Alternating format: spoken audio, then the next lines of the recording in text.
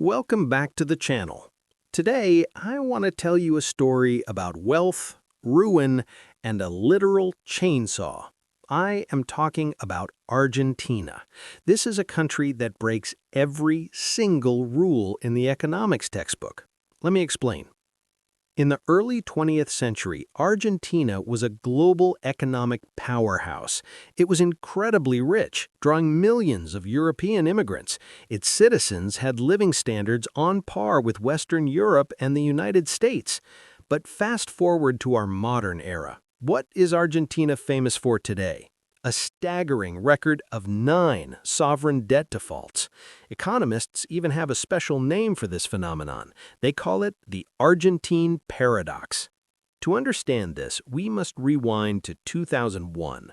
Argentina suffered a catastrophic financial collapse. The government defaulted on over $80 billion of sovereign debt. At the time, it was the largest sovereign default in human history. The social fallout was devastating. Millions lost their livelihoods. Poverty skyrocketed. But the financial drama was just beginning. In 2005 and 2010, Argentina tried to clean up the mess. The government offered its creditors a brutal deal, asking investors to take a massive loss on their initial investments. Most bondholders accepted this bitter pill, but a fierce minority said absolutely not. These were the holdouts. Argentina famously called them Vulture funds. Elliott Management, run by American billionaire Paul Singer, did not politely ask for their money. They launched a relentless global legal war. They sued Argentina in New York under Judge Thomas Grisa, and things got incredibly wild. In 2012, these vulture funds actually convinced a court in the African nation of Ghana to seize an Argentine naval training ship. Yes, they hijacked a sovereign navy vessel, the ARA Libertad.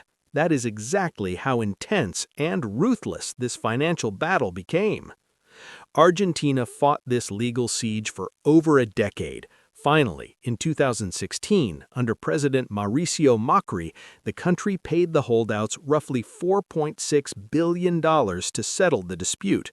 But paying off the vultures did not cure the underlying economic disease. It just treated symptoms. So what is the real root of Argentina's endless nightmare? I'll give it to you straight. It is fiscal dominance. For decades, the government consistently spent far more money than it earned. To pay the bills, politicians simply ordered the central bank to print pesos. This is a toxic recipe. When you print money to cover budget deficits, you destroy the value of your currency. Inflation averaged 190% between 1944 and 2023. People lost all faith in the peso. They rushed to buy US dollars to protect their savings. The government then imposed strict currency controls, creating a massive black market for dollars. Furthermore, Argentina developed a chronic addiction to the International Monetary Fund. Whenever the country ran out of foreign reserves, it begged the IMF for a bailout. In 2018, the IMF gave Argentina a massive loan, the largest in its history, but the money quickly evaporated. The structural problems remained completely untouched.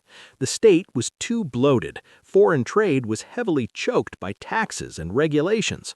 By the end of 2023, the situation reached a breaking point. Inflation hit a mind-blowing 211%. Basic food and medicines have become unaffordable for ordinary citizens. The poverty rate was climbing rapidly. The central bank's net international reserves plunged to negative $11 billion. The nation was standing right on the terrifying edge of hyperinflation. Then, the Argentine voters decided they had seen enough. In December 2023, they elected Javier Milei as president. Milei is unlike any politician in recent history. He is a radical libertarian economist. He literally campaigned holding a revving chainsaw in the air. He promised absolute shock therapy to the system. He told the public that there was no money left, and he did not waste a single minute. Milei immediately launched an aggressive stabilization plan. His ultimate rule was a strict zero-deficit policy. He slashed the number of government ministries in half, cutting them from 18 down to 8. He eliminated tens of thousands of redundant public sector jobs. He slashed generous subsidies for energy and transportation. He closed inefficient state-owned enterprises. Crucially, the money printing stopped. The central bank stopped financing the government deficit entirely. But I must be completely objective here. Shock therapy is incredibly painful. When you freeze government spending, devalue the currency, and remove price controls, the poorest citizens suffer the immediate impact. In the first half of 2024, the economy entered a deep recession. Real wages crashed. Unemployment rose. Poverty spiked dramatically, hitting nearly 55% by mid-2024. The social backlash was intense. In early 2024, student movements led massive demonstrations in the streets of Buenos Aires. They protested steep cuts to public university budgets. These young people marched to defend their future and the historical legacy of their national institutions. They argued that paying off foreign debts should not mean destroying public education. The tension was palpable. The government even implemented strict new protocols to crack down on street blockades and protests.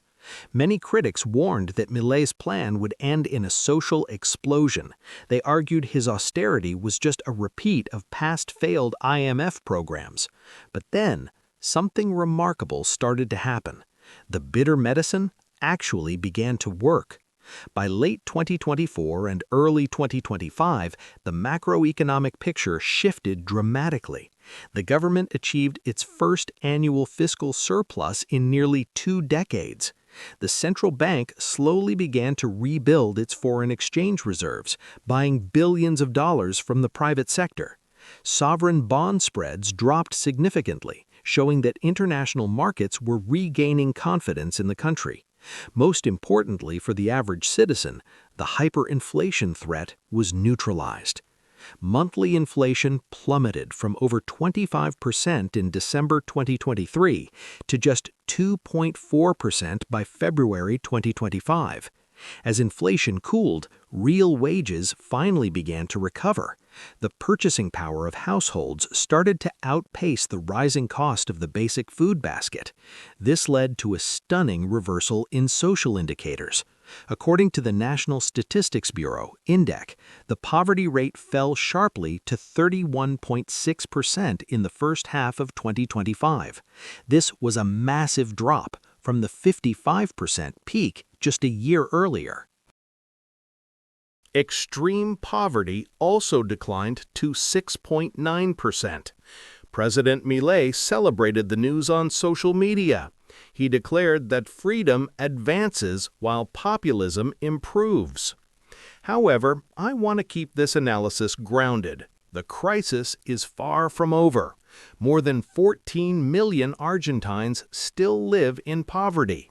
Child poverty remains alarmingly high, with over 45% of children under 14 living below the poverty line. The informal labor market is huge, employing nearly 38% of the workforce. People are still struggling to pay higher utility bills after subsidies are removed. The recovery is real, but it is fragile. To secure this recovery, Argentina negotiated a brand new deal with the IMF. In April 2025, the IMF Executive Board approved a massive $20 billion extended arrangement. But this time, the mechanics are different. The money is not going to fund a bloated government budget. Instead, it is being used to rebuild the central bank's reserves and strengthen the peso. This financial buffer is critical. It allows the government to safely transition to a new, flexible foreign exchange regime. It prepares the ground for the complete lifting of the suffocating currency controls. And this is where Argentina's true potential lies.